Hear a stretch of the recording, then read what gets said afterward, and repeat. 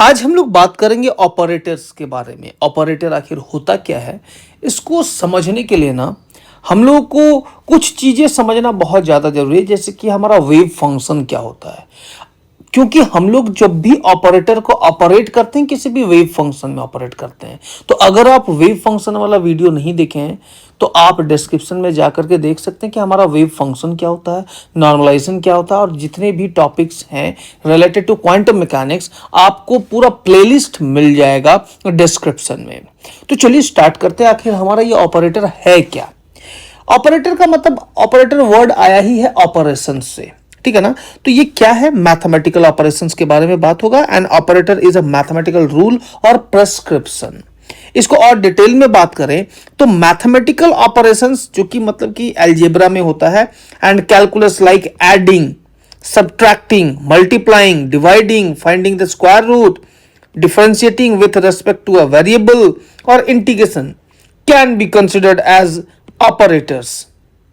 मतलब कि कोई भी मैथमेटिकल ऑपरेशन अगर आप कर रहे हैं, जैसे कि ऐड कर रहे हैं, सब्ट्रैक्ट कर रहे हैं, मल्टीप्लाई कर रहे हैं, डिवाइड कर रहे हैं, या फिर आप स्क्वायर रूट निकाल रहे हैं, डिफरेंशिएट कर रहे हैं किसी भी एक पार्टिकुलर वेरिएबल के साथ, इंटीग्रेट कर रहे हैं, तो ये सारे ही जो फॉर्म है ना, सारे ही पार्ट को हम लोग ऑपरेटर्स कहते हैं। ये सब कुछ, जैसे कि डी बाई डी एक्स अपने आप में भी एक ऑपरेटर है जो कि डिफरेंशिएशन करता है, ठीक ना।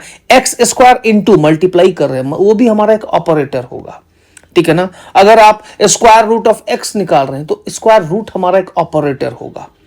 तो यहां पे ऑपरेटर का बहुत सारा टाइप्स होगा क्वांटम मैकेनिक्स में, उसके बारे में भी हम लोग बात करेंगे। लेकिन फिलहाल जो आपका ये बेसिक ऑपरेटर क्या होता है ये आपको समझ में आ रहा होगा। तो थोड़ा और आगे अगर हम देखें, एक एग्जाम्पल के तौर पे मान लेते हैं कि हमारे पास ए इज एन ऑपरेटर। मान लिए हम कि ए हमारे पास एक ऑपरेटर है और इसको रिप्रेजेंट किया जाता है ए कैप से। जब भी ऑपरेटर लिखना हो तो हम लोग ए कैप लिखेंगे, इसका मतलब यह है कि वो हमारा ऑपरेटर है। ए कैप इज ऑपरेटर, ठीक है ना।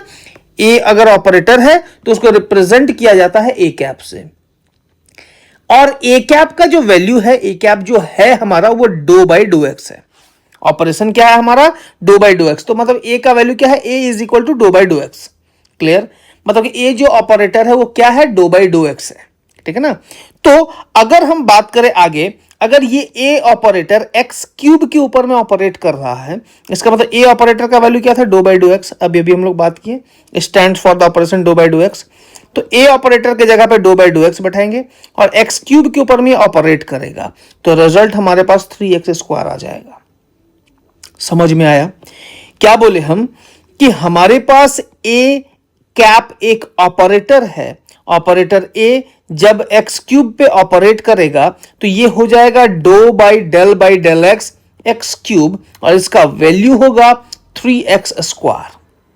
क्लियर, यहां तक ये ऑपरेटर का थोड़ा सा एग्जांपल आपको समझ में आया होगा। थोड़ा और आगे बढ़ते हैं तो यहां पे जो हमारा ऑपरेटर है, एक होता है कम्यूटेटिंग ऑपरेटर, एक होता है नॉन कम्यूटेटिंग ऑपरेटर। तो इस कम्यूटेटिंग और नॉन कम्यूटेटिंग को समझने से पहले हम ये बात आपसे पूछना चाहेंगे कि क्या आपको ऑपरेटर क्या होता है, बेसिकली ये जो मैथमेटिकल ऑपरेशन है ये क्या होता है, ये आपको उम्मीद करते अच्छे से समझ में आ गया होगा। एक एग्जांपल भी लेकर के बताए हम आपको, ठीक है ना। ये तो डिफरेंशिएशन का था, आगे भी हम और भी अलग अलग तरह के ऑपरेटर्स का टाइप्स देखेंगे। लेकिन उससे पहले हम लोग देखेंगे कि ये कम्यूटेटिंग ऑपरेटर आखिर होता क्या है, ठीक है ना। तो अगर ये कम्यूटेटिंग या फिर नॉन कम्यूटेटिंग कम्यूटिंग ऑपरेटर का बात करें, commuting operator and non commuting operator, ये क्या होता है एक बार इसका डेफिनेशंस देखते हैं। अगर दो ऑपरेटर है, जैसे कि ए ऑपरेटर है, बी ऑपरेटर है, ए कैप है, बी कैप, दो ऑपरेटर है, इसमें अगर a operator into b operator अगर हमारा इक्वल हो जाए b operator into a operator के, ठीक है ना।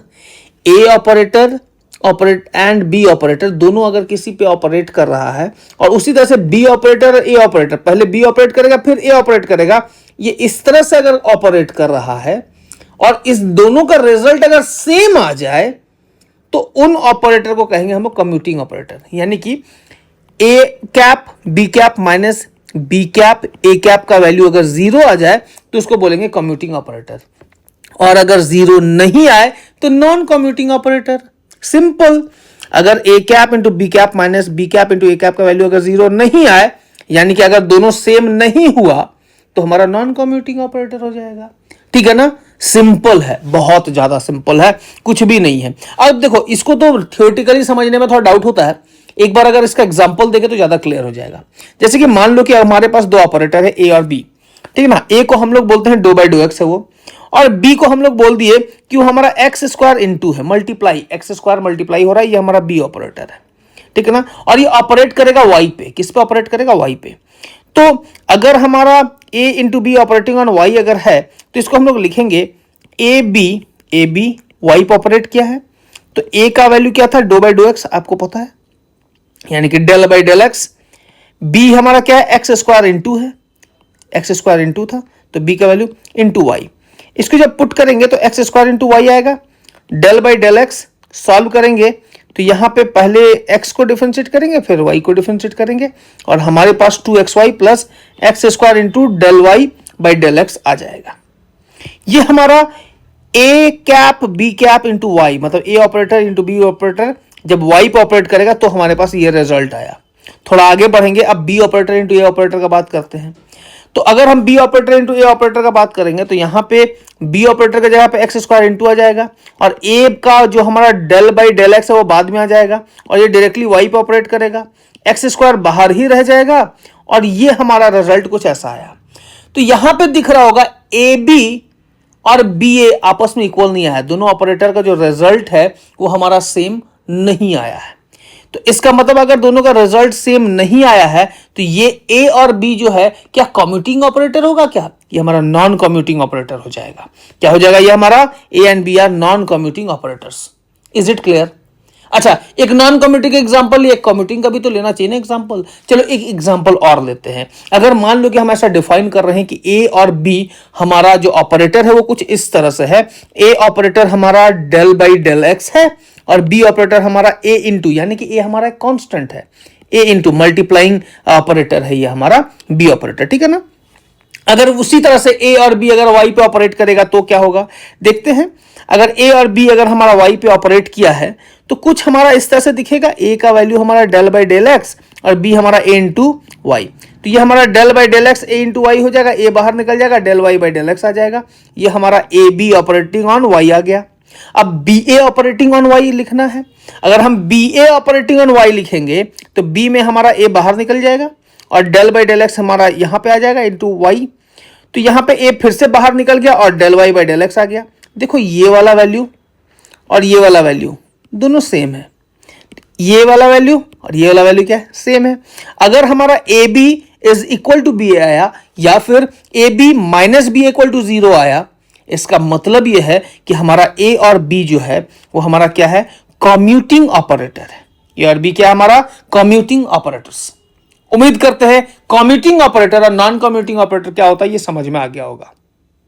तो थोड़ा यहां पे जो कम्यूटेटर्स होता है उसके बारे में अगर हम थोड़ा सा बात करें कि क्या होता है हमारा कम्यूटेटर्स, तो कम्यूटेटर का जो डेफिनेशन होगा, the commutator are of two operators a and b denoted as a cap b cap and is defined as a cap b cap big bracket के अंदर equal to a B minus b a. अगर a B minus b a जो है हमारा इस तरह का form में अगर आप लिख रहे हैं तो ये हमारा कम्यूटेटर है। अब ये जो कम्यूटेटर है ये कम्यूटिंग भी हो सकता है और नॉन कम्यूटिंग भी हो सकता है। अगर इक्वल टू 0 आ गया तो कम्यूटिंग हो जाएगा, इक्वल टू 0 नहीं आया तो नॉन कम्यूटिंग हो जाएगा। सीधा सीधी बात है ना। तो कम्यूटेटर को लिखते कैसे हैं, ठीक है ना, वो आपको उम्मीद करते समझ में आ गया। दो ऑपरेटर को हम एज ए कम्यूटेटर बोल रहे थे, कम्यूटेटर ऑफ टू ऑपरेटर्स को लिखते कैसे हैं, तो कम्यूटेटर ऑफ टू ऑपरेटर्स को हम लोग ए कैप और बी कैप को इस तरह से लिखते हैं। आगे जाकर के हम लोग पोजीशन और मोमेंटम का भी बात करेंगे। एक्स हमारा एक ऑपरेटर होगा, पी हमारा एक ऑपरेटर होगा, और एक्स कॉमा पी लिखेंगे, वहां पे उस ऑपरेटर को किस तरह से लिखेंगे वो आपको पता चल जाएगा आगे। ठीक है ना। तो कम्यूटिंग ऑपरेटर उम्मीद करता है आपको समझ में आ गया होगा। तो अब हमारा जो टॉपिक है जिसका हम लोगों को बेसब्री से इंतजार था, टाइप्स ऑफ ऑपरेटर्स। कितने तरह का ऑपरेटर्स होता है, ठीक है ना, एक एक करके सारे ऑपरेटर्स को रिवील करते हैं। ठीक है ना। तो सबसे पहला ऑपरेटर है जिसको बोलते हैं लीनियर ऑपरेटर। सिंपल ऑपरेटर है, कुछ भी नहीं है। An operator a is said to be linear if a जो है हमारा जो ऑपरेटर है लीनियर ऑपरेटर, वो अगर अल्फा एफ के ऊपर में ऑपरेट कर रहा है तो अल्फा हमारा जो कांस्टेंट है वो बाहर निकल जाएगा और वो एफ पे ऑपरेट करेगा सिंपली। एफ हमारा एक फंक्शन है, ठीक है ना, या फिर साई हमारा जैसे फंक्शन होता तो वैसे यहाँ पे एफ हमारा एज अ फंक्शन लिए। ठीक उसी तरह से अगर हमारे पास दो फंक्शन है एफ और जी, दो फंक्शन है और दोनों आपस में एडेड है, सम ऑफ टू फंक्शंस है, उस पे अगर ए ऑपरेट कर रहा है तो ये लीनियरली ऑपरेट करेगा, पहले एफ पे ऑपरेट करेगा फिर जी पे ऑपरेट करेगा। इस तरह के ऑपरेटर को बोलते हैं हम लोग लीनियर ऑपरेटर, ठीक है ना। टाइप्स ऑफ ऑपरेटर में पहला क्या पढ़े, लीनियर ऑपरेटर, दो अलग अलग फंक्शन रहेगा तो दोनों अलग अलग फंक्शन पे सेपरेटली ऑपरेट करेगा ए, तो उस समय ए ऑपरेटर को बोलेंगे लीनियर ऑपरेटर। क्लियर ना।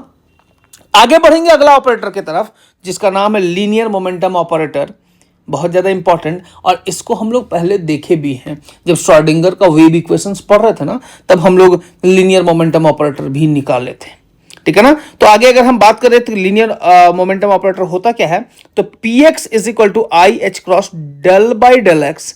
अगर पी एक्स की बात करें, एक्स एक्सिस की बात करें, वाई एक्सिस की बात करें तो i minus i h cross del by del y, z axis की बात करें p z equal to minus i h cross del by del z, ठीक है ना। ये हमारा सिंपल एक्स वाई जेड के टर्म्स में लिखे। अगर जनरल टर्म्स में लिखें, ठीक है ना, जिसमें एक्स वाई जेड तीनों इंक्लूडेड हो, तो इसको हम लोग लिख सकते हैं कुछ इस तरह से। P जो ऑपरेटर है momentum operator, linear momentum operator equal to minus i h cross del del vector, ठीक है ना, जिसमें हमारा del x i cap plus del y j cap plus del z k cap इसको रिप्रेजेंट कर रहा है, ठीक है ना। इसको क्या रिप्रेजेंट कर रहा है, इसका मीनिंग क्या है, del by del x i cap, del by del y j cap, del by del z k cap, ठीक है ना। ये आपको मैथमेटिकल फिजिक्स में भी आपको हम अच्छे से समझाएंगे, ठीक है ना। तो अगर हमारे पास साई एक वेव फंक्शन है तो उस पे जो हमारा मोमेंटम ऑपरेटर है वो अगर ऑपरेट करता है तो वो कुछ इस तरह से दिखेगा, और इसका जो रिजल्ट आएगा वो हमारा मोमेंटम इनटू वेव फंक्शन आएगा। ऑपरेटर का जो रिजल्ट आता है वो हमेशा मोमेंटम इनटू आपका वेव फंक्शन आता है। तो वेव फंक्शन पे आप ऑपरेट कराए, जो रिजल्ट आया वो हमारा मोमेंटम का वैल्यू आ गया, ठीक है ना। ये आपको उम्मीद कर रहे हैं समझ में आ रहा होगा। तो लीनियर मोमेंटम ऑपरेटर का मतलब क्या, जब आप उसको ऑपरेट करोगे तो फंक्शन साई के साथ जो कोफिशिएंट मल्टीप्लाइड रहेगा वही तो हमारा मोमेंटम होगा, ठीक है ना। यहां पे पी हमारा क्या है, मोमेंटम है, लेकिन पी कैप क्या है, मोमेंटम ऑपरेटर है। तो पहले ऑपरेट करेंगे, ऑपरेशन करने के बाद जो रिजल्ट आएगा तो उसमें हमको मोमेंटम मिल जाएगा। आगे हम नेक्स्ट ऑपरेटर देखते हैं। नेक्स्ट ऑपरेटर है हमारा टोटल एनर्जी ऑपरेटर, और टोटल एनर्जी ऑपरेटर जो है आपका उसको हम टाइम के फंक्शन में लिखते हैं i h cross del by del t, ठीक है। I h cross del by del t हमारा टोटल एनर्जी ऑपरेटर है। अगर ये कोई वेव फंक्शन साई पे ऑपरेट करता है तो वो कुछ इस तरह से दिखेगा, i h cross del by del t psi. अब ये साई हमारा जो वेव फंक्शन है वो दिया हुआ रहेगा, उसके अकॉर्डिंग आपको ऑपरेट करके वैल्यू निकालना है। तो इसको जब ऑपरेट करके फाइनल रिजल्ट निकालते हैं ना, जैसे ऑपरेट किए उसके बाद जो हमारा वैल्यू आता है, अब वो वैल्यू को हम लोग बोलते हैं एनर्जी। ये जो वैल्यू आएगा ये क्या होगा, ई हमारा क्या है, एनर्जी, और ये हमारा wave function as it is आएगा, ठीक है ना। लेकिन ई क्या होगा, हमारा एनर्जी को बताएगा, ठीक है। नेक्स्ट ऑपरेटर का बात करते हैं। नेक्स्ट है हमारा हर्मिशियन ऑपरेटर। इसको थोड़ा डिटेल में और अच्छे से समझते हैं कि हमारा हर्मिशियन ऑपरेटर आखिर है क्या। एक ऑपरेटर ए जिसको हम लोग हर्मिशियन ऑपरेटर कहते हैं, अगर वो एक इक्वेशन को सेटिस्फाई करे, कैसे इक्वेशन को सेटिस्फाई करे, अगर हमारे पास इंटीग्रेशन ऑफ माइनस इन्फिनिटी से प्लस इन्फिनिटी है F asterisk into a cap G D x, अगर इक्वल हो ए एफ एस्ट्रिक इंटू जी के, यानी कि इसका जो रिजल्ट होगा एफ एस्ट्रिक और यहां ए जी लिखे हैं, ये अगर value integration of g into a asterisk f asterisk के बराबर आ जाता है, ठीक ना, ए एस्ट्रिक एफ एस्ट्रिक के बराबर आ जाता है, तो ये रिजल्ट अगर इक्वल आ जाता है, ठीक है ना। यहां पे क्या किया कि एफ पे एस्ट्रिक लगाए, फिर क्या किया ए इंटू एफ पे होल एस्ट्रिक लगाए, ये दोनों का रिजल्ट अगर सेम आ जाता है तो उस केस में हम लोग बोलेंगे ये ऑपरेटर क्या है, हमारा हर्मिशियन ऑपरेटर है। ये बेसिकली हमारा जो कॉम्प्लेक्स एनालिसिस है वहां से ये टॉपिक आया हुआ है हर्मिशियन ऑपरेटर, ठीक ना। हर्मिशियन फंक्शंस जो होता है, हर्मिशियन हमारा जो ये हर्मिशियन है क्या, इसको समझना बहुत ज़्यादा इंपॉर्टेंट है। बेसिकली जो कॉम्प्लेक्स कंजुगेट हमारा जब इक्वल होता है ना, तो उस केस में हम लोग ट्रांसपोज ऑफ कॉम्प्लेक्स कंजुगेट जब हमारा इक्वल होता है तो उसको हम लोग हर्मिशियन कहते हैं, ठीक ना। कोई भी दो मैट्रिक्स हमारा हर्मिशियन कब होता है उसके बारे में जब बात करते हैं, ठीक ना। तो ये कहीं ना कहीं केस वैसा ही है, ठीक है, लेकिन इसको इंटीग्रेशन के फॉर्म में लिखा गया है। यहाँ पे एस्ट्रिक बता रहा है कि हम कॉम्प्लेक्स कंजुगेट ले रहे हैं किसी भी फंक्शन का, ठीक है ना। तो यहाँ पे f पे एस्ट्रिक लिया गया है तो इसका कॉम्प्लेक्स कंजुगेट लिया जाएगा, तो a एस्ट्रिक और f एस्ट्रिक हो जाएगा। यहाँ पे g, इसका रिजल्ट और इसका रिजल्ट अगर सेम आ जाए, इस इंटीग्रल और इस इंटीग्रल का रिजल्ट सेम आ जाए, तो हमारा ऑपरेटर जो a है वो हमारा हर्मिशियन ऑपरेटर कहलाएगा। ध्यान से फिर से हम एक बार बता रहे हैं, f पे एस्ट्रिक लगाए और a इंटू एफ पे अगर एस्ट्रिक लगा रहे हैं, दोनों का रिजल्ट अगर हमारा सेम आ जाए, क्योंकि यहाँ पे a भी हमारा एस्ट्रिक के फॉर्म में जाएगा, a ऑपरेटर होगा, हो सकता है उसमें भी हमारा एक कॉम्प्लेक्स नंबर हो, जैसे कि हमारा ऑपरेटर्स में अभी देखिए हम लोग i h cross del by del t था एनर्जी ऑपरेटर में, जैसे कि आपको यहाँ दिख रहा है। तो इसमें एस्ट्रिक लगाएंगे तो माइनस साइन तो आएगा ना, तो उसी तरह से यहाँ भी हमारा आएगा। वैसा कोई हमारा फंक्शन हो जिसमें हमारा दोनों का इंटीग्रल का वैल्यू सेम आ जाए, तो वो हमारा हर्मिशियन ऑपरेटर कहलाएगा a। उस केस में a हमारा हर्मिशियन ऑपरेटर कहलाएगा।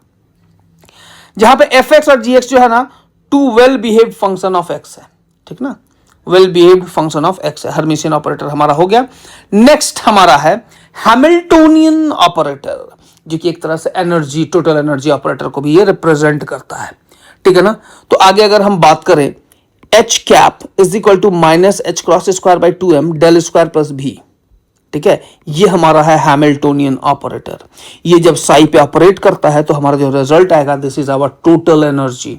ये जो हमारा ऑपरेट करने के बाद जो हमारा कोफिशिएंट आएगा वो हमारा टोटल एनर्जी होने वाला है, that is our Hamiltonian operator. Hamiltonian operator दिखता कैसा है आप एक बार देख लीजिए, ये डेल स्क्वायर प्लस बी है, minus h cross square by 2m del square plus V, ये ऑपरेट होगा साई पे, तो जो रिजल्ट आएगा finally that will be E and which is energy, Hamiltonian operator, ठीक है। तो यहां पे सिक्स्थ की अगर बात करें, potential energy operator, the operator is represented as V, thus भी साई इक्वल टू भी साई, मतलब कि ये हमारा भी ऑपरेटर अगर ऑपरेट करेगा साई पे तो जो रिजल्ट आएगा वो हमारा पोटेंशियल आएगा, ठीक है ना। पोटेंशियल एनर्जी ऑपरेटर जब साई पे ऑपरेट करेगा तो जो उसका रिजल्ट होगा वो हमारा क्या होगा, result will be potential energy, ठीक है ना। उम्मीद करते हैं यहां तक आपको अच्छे से समझ में आ गया होगा, ये टाइप्स ऑफ ऑपरेटर्स आपको क्लियर हो गया होगा। इन सारे ऑपरेटर्स के ऊपर में ऐसे हमारा एंगुलर मोमेंटम ऑपरेटर भी होता है, और भी ऐसे बहुत सारे ऑपरेटर्स हैं, लेकिन हम आपको कुछ एग्जांपल्स दिए कि ऑपरेटर्स आखिर होता कैसा है। बहुत सारे ऑपरेटर्स होंगे तो सारे ऑपरेटर्स को एक एक करके बताना भी मुश्किल है, लेकिन हम एक एग्जांपल दिए कि हमारा एंगुलर मोमेंटम ऑपरेटर भी होगा, और भी बहुत सारा ऑपरेटर्स होगा, लेकिन हम आपको एक फॉर्मेट बता देंगे किस किस तरह का ऑपरेटर होता है, बेसिक ऑपरेटर्स होता है वो आपको हम बता दिए। इसके बाद हम लोग एक बहुत बोनस पार्ट पढ़ेंगे, ठीक है ना, जिसको हम लोग बोलते हैं सुपरपोजिशन ऑफ स्टेट्स। दो वेव अलग अलग फंक्शन है, दोनों के कंबाइन होने के वजह से एक नया वेव फंक्शन बना, तो वो वेव फंक्शन कैसा दिखेगा उसके बारे में हम लोग बात कर लेते हैं, ठीक ना। जैसे कि यहां पे हम लोग लिखते हैं, if two possible states of a system और पार्टिकल, ठीक ना, किसी भी पार्टिकल का दो पॉसिबल स्टेट्स है, मतलब एक पार्टिकल है दो अलग अलग स्टेट में रह सकता है, उसको दो अलग अलग वेव फंक्शन से रिप्रेजेंट किया जा रहा है, दोनों स्टेट को ना अलग अलग वेव फंक्शन से रिप्रेजेंट किया जा रहा है। तो then the corresponding to there linear combination there exist another state psi of the system, ठीक ना, मतलब कि दोनों के कॉम्बिनेशन के कारण एक नया स्टेट बनेगा, एक रिजल्टेंट स्टेट बनेगा, ठीक है ना, एक रिजल्टेंट स्टेट बनेगा, और वो क्या होगा, sum of these two wave functions होगा। और उसको कैसे रिप्रेजेंट किया जा सकता है उसको हम लोग एक बार देखेंगे। उसको लिखा जाएगा psi is equal to C1 psi one plus C2 psi two. यहां पे C1 C2 जो है ये बहुत इंपॉर्टेंट पार्ट है, ये है क्या, तो यहां पे C1 C2 जो है ना ऑर्डिनरी कॉम्प्लेक्स नंबर्स है। क्या है, ये हमारा ऑर्डिनरी कॉम्प्लेक्स नंबर्स है जो कि इंडिपेंडेंट ऑफ स्पेस कोऑर्डिनेट है, लेकिन पॉसिबली ये फंक्शन ऑफ टाइम हो सकता है, ठीक है ना। C1 C2 हमारा पॉसिबली फंक्शन ऑफ टाइम हो सकता है, लेकिन बेसिकली वो है क्या, ऑर्डिनरी कॉम्प्लेक्स नंबर्स हैं। तो यहां पे साई के साथ C1 को मल्टीप्लाई कर देंगे और साई2 के साथ C2 को मल्टीप्लाई कर देंगे और इन दोनों का सम कर देंगे, तो ये जो रिजल्ट आएगा ये एक नया स्टेट को जन्म देगा। मतलब वो स्टेट जो होगा वो पार्टिकल का स्टेट होगा। हम क्या बोले कि एक पार्टिकल का अपना दो अलग अलग स्टेट है जिसको हम रिप्रेजेंट करें साई1 से और साई2 से, और दोनों स्टेट का जो कंबाइंड फॉर्म होगा वो होगा साई। और इसी जो साई का जो रिजल्ट निकाला गया है ना साई1 और साई2 की मदद से, इसी को बोलते हैं सुपरपोजिशन ऑफ स्टेट्स। दो स्टेट्स का आपस में मिलना, दो स्टेट मिलकर एक नया स्टेट बनाया, दो वेव मिलकर के एक नया वेव बनाया, दो वेव फंक्शन मिलकर एक नया वेव फंक्शन बनाया। उम्मीद करते हैं आपको ये सारा चीज अच्छे से समझ में आ गया होगा। तो आज के लिए इतना ही रखते हैं। Thank you. जय हिंद, जय भारत।